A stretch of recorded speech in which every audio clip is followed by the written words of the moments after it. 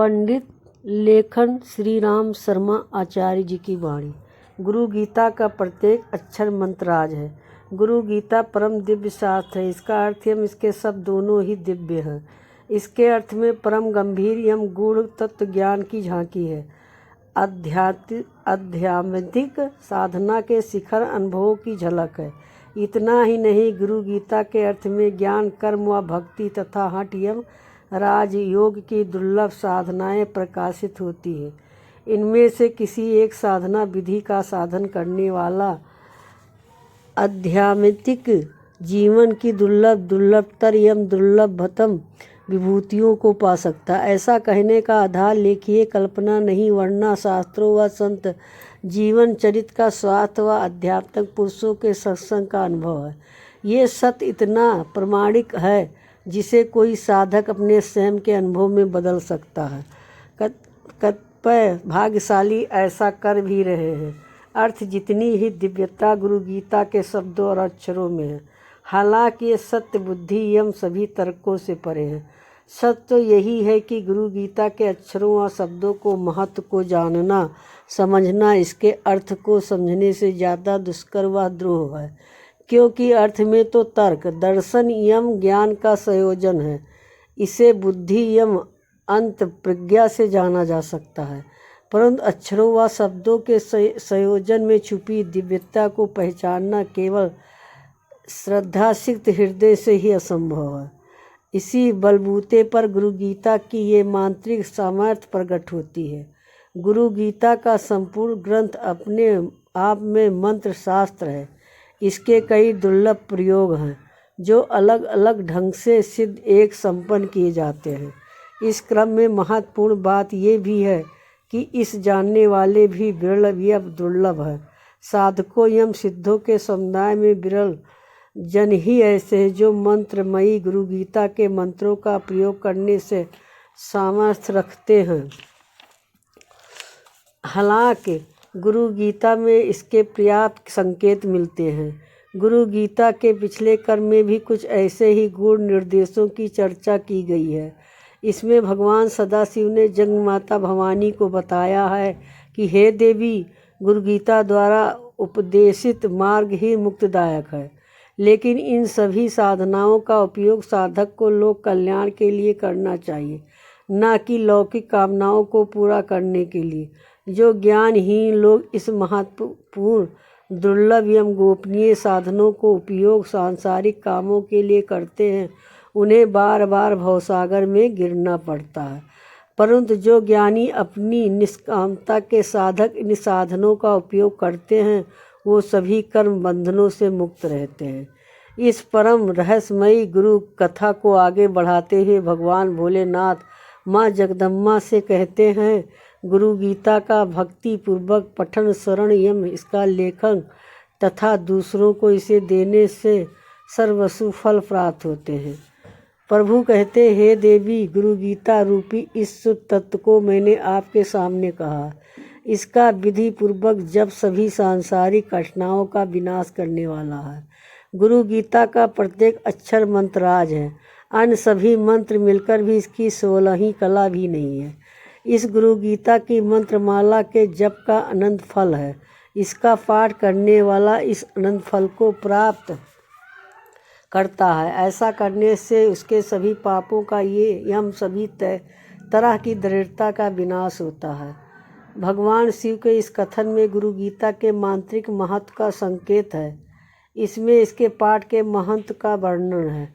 जिस तरह से श्रीमद् भागवत गीता स्वयं योगेश्वर कृष्ण के मुखार बिंद से उपदेशित होने के कारण सर्वशास्त्रमयी है, उसी तरह गुरु गीता सभी योगियों के परम आराध्य योगीश्वर भगवान शिव के श्रीमुख से उच्चारित एवं उपदेशित है।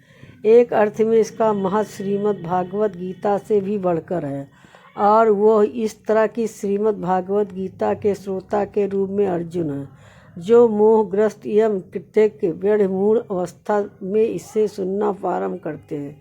जबकि गुरु गीता की श्रोता भगवती आदि शक्ति जगदम्बा स्वयं है, जो कि संपूर्ण सृष्टि को अपने गर्भ में धारण करती हैं। जिनकी चित्त शक्ति से ये सृष्टि चेतना एवं शक्ति प्राप्त करती है। गुरु गीता के उपदेश के रूप में स्वयं प्राप्त महेश्वर, जिनसे सारे शास्त्र एवं योग मार्गों का उद्गम हुआ, और श्रोता के रूप में स्वयं भगवती जगजननी, जिनकी गोद में समूची सृष्टि आश्चर्य पाती है।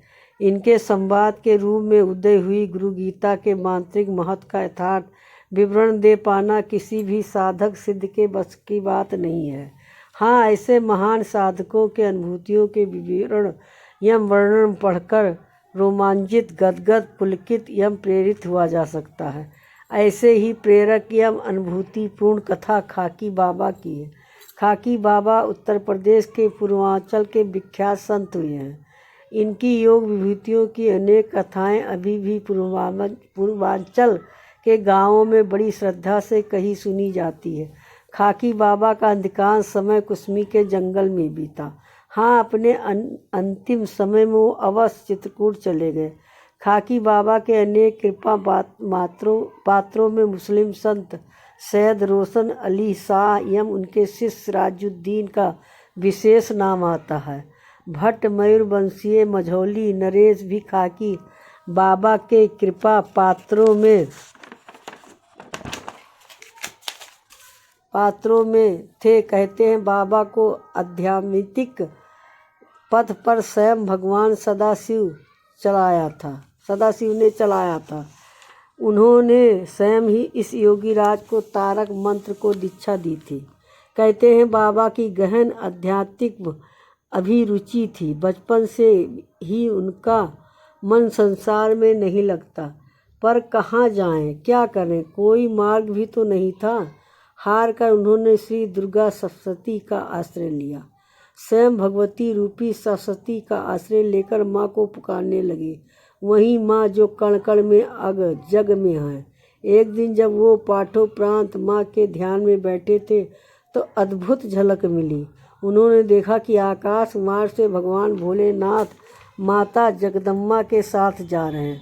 माँ ने प्रभु से कहा, हे दया निधान, इस बालक का भी कल्याण करें। भगवान शिव ने माँ की इन बातों को अनसुना कर दिया। कई बार के आग्रह के बाद उन्होंने केवल एक ही बात कही, देवी ये अभी सत्य पात्र नहीं है। अपने को सत्य पात्र बनाने के लिए इसे अभी और बहुत कुछ करना है। ऐसा करके उन्होंने माँ से कुछ कहा। जो कहा गया वो तो खाकी बाबा नहीं सुन समझ पाए, परंतु उन्हें इतना अवश्य समझ में आया कि माँ उनसे कह रही, पुत्र तुम सद्गुरु प्राप्ति के लिए गुरु गीता का आश्रय लो, तुम्हारा सर्व विधि कल्याण होगा। बस खाकी बाबा ने उस दिन से गुरु गीता का प्रातः मध्याह्न सायं एवं तुरंत संध्या में पाठ प्रारंभ कर दिया। ऐसा करते हुए उन्हें वर्षों बीत गए। तब एक दिन तुरीय संध्या के समय यान की मध्य रात की साधना के समय ध्यान अवस्था में भगवान शिव की झलक फिर मिली। इस बार प्रभु ने उन्हें स्वयं तारक मंत्र का उपदेश दिया। दयानिधि के स्वयं दक्षिणा मूर्ति रूप में उन्हें शिष्य के रूप में अंगीकार किया। अंत चेतना तारक मंत्र के प्रविष्ट होने के साथ उनकी कुंडली का उत्थापन हो गया और अनेक योग विभूतियाँ स्वयं ही प्रकट हो गईं। इस वाणी को सुनने के लिए बहुत बहुत धन्यवाद। आपने जो सब्सक्राइब करा उसको तहे दिल से धन्यवाद करती हूँ।